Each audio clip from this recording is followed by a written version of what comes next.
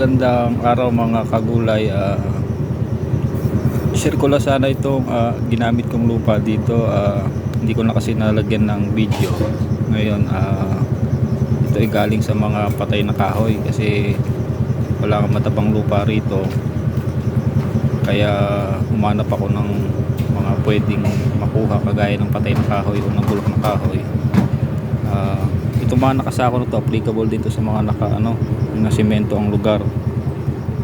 Tiyak maganda ang magiging halaman dito at magiging maayos ang nito paglaki kahit na hindi pa ganong patabaan. Ngayon pupuntahan ko lang kung saan ko kinuha ito, i-share ko lang sa inyo. Dito ko pala kinuha itong mga kagulay, itong patay na kahoy na ito. Dahil nga walang makuhang magandang lupa o pinagsunugan, dito na lang.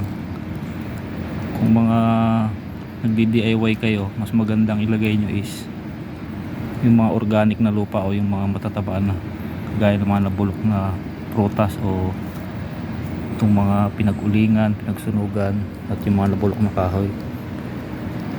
Yun lang mga kagulay at see you next time.